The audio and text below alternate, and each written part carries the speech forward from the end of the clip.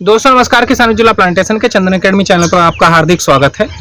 और आज हम एक महत्वपूर्ण विषय पर बात करना चाहते हैं। हमारे काफ़ी सारे व्यूवर्स का और काफ़ी सारे किसानों का कई राज्यों से, अलग अलग जगहों से सवाल है कि क्या मालाबार के साथ चंदन लगा सकते हैं और मालाबार के साथ चंदन की ग्रोथ किस तरह की रहेगी। तो बहुत सारी वीडियो सोशल मीडिया पे इससे रिलेटेड हैं। कुछ लोग कहते हैं अच्छा नहीं रहेगा, कुछ लोग कहते हैं अच्छा रहेगा, कुछ लोग कहते हैं ग्रोथ कम रहेगी, कुछ लोग कहते हैं ग्रोथ बिल्कुल नहीं करेगा, कुछ लोग कहते हैं कि मालाबार को सुखा देगा। अलग अलग तरह की इसके साथ भ्रांतियां हैं, अलग अलग तरह की चीजें मार्केट में देखने के लिए मिलती हैं।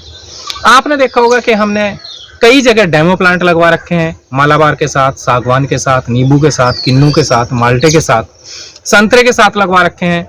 यहाँ तक कि हमने जो रोजवुड है, जिसको शीशम बोलते हैं, रोजवुड के साथ भी हमने इसको लगवा रखा है।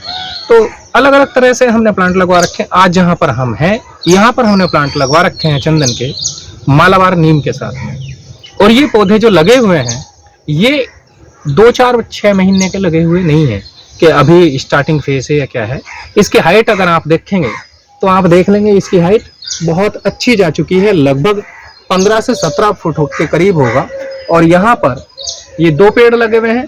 इस पेड़ की हाइट तो लगभग शायद 20 फुट के आसपास होगी। आप देख लेंगे इसकी ग्रोथ किस तरह से अच्छी ग्रोथ है। ये पेड़ तीसरे साल में प्रवेश कर चुका है। 3 साल इसको अभी कंप्लीट नहीं हुए हैं, तीसरे साल में ये प्रवेश कर चुका है। और इसके साथ में मालाबार जो लगा था उसकी ग्रोथ बहुत अच्छी हो गई है। ये देख लेंगे, ये पेड़ इतना मोटा हो चुका है।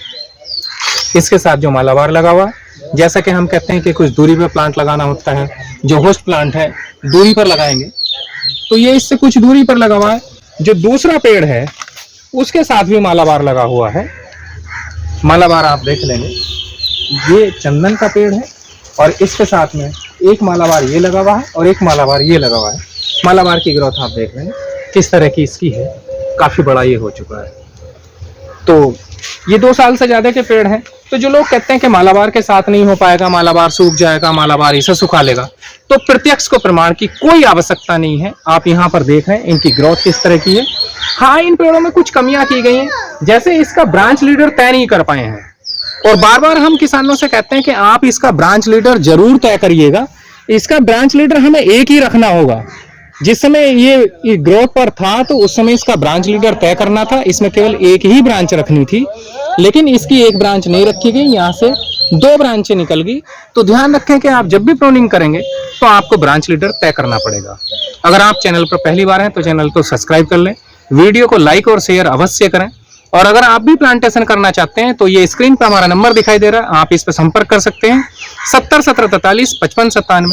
एक दूसरा नंबर है 75 00 70 28 88। अहम बात यह है कि आप जब भी चंदन लगाएंगे तो 3-4 बातों का विशेष ध्यान आपको रखना है। जैसे वाटर मैनेजमेंट, ये बहुत ही सेंसिटिव प्लांट है।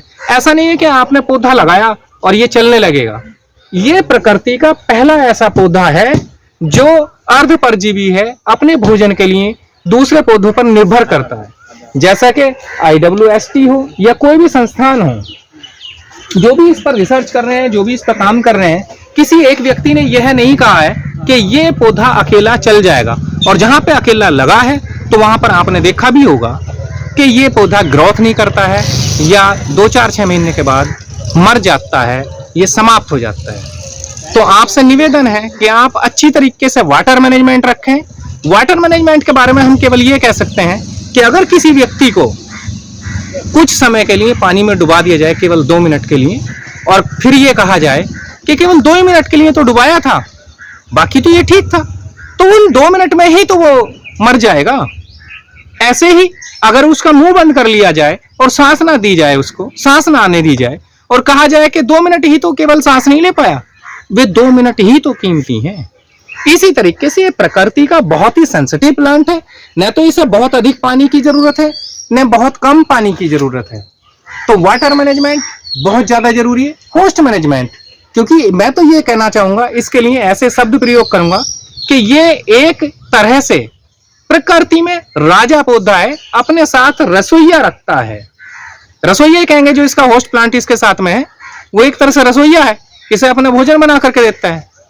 तो ये बिल्कुल भी बिना भोजन के नहीं रह पाएगा। मीन्स ये कि इसके साथ पहले प्राइमरी होस्ट, उसके बाद परमानेंट होस्ट बिल्कुल अति आवश्यक है। अब आप अपने यहाँ पे देखेंगे, अपने क्लाइमेट में आप इसके साथ बबूल लगा सकते हैं, या इसके साथ में कैजुरीना लगा सकते हैं जिसको सरू बोलते हैं, या इसके साथ कोई अन्य प्लांट लगा सकते हैं। ऐसा नहीं है कि नहीं होगा, बिल्कुल चलेगा।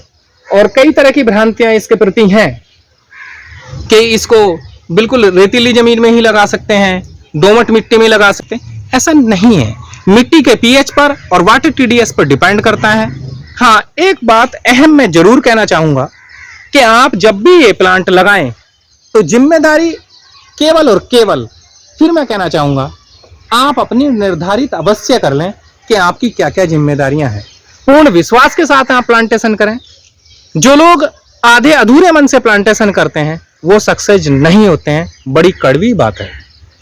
तो हमारी शुभकामनाएं आपके साथ हैं, आप अवश्य प्लांटेशन करें। मालाबार के साथ आपने देख लिया है, मैं पूर्ण रूप से यह नहीं कह पाऊंगा कि आप मालाबार के साथ ही लगाइएगा और बहुत अच्छा रहेगा। हो सकता है बाय द वे आपके यहाँ पर अच्छा रिजल्ट ना रहे, लेकिन जो प्रत्यक्ष है वो हमने आपको दिखलाया कि किस तरह की स्थितियां हैं। तो मालाबार के साथ भी आप प्लांटेशन कर सकते हैं।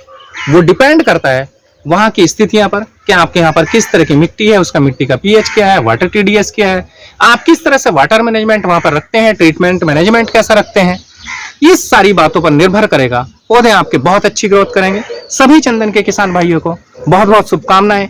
और फिर हम शुभकामनाएं देंगे इनको जिन्होंने बहुत अच्छे प्लांट ये तैयार कर रखे हैं। हाइट बहुत अच्छी है इनकी। बहुत बहुत धन्यवाद।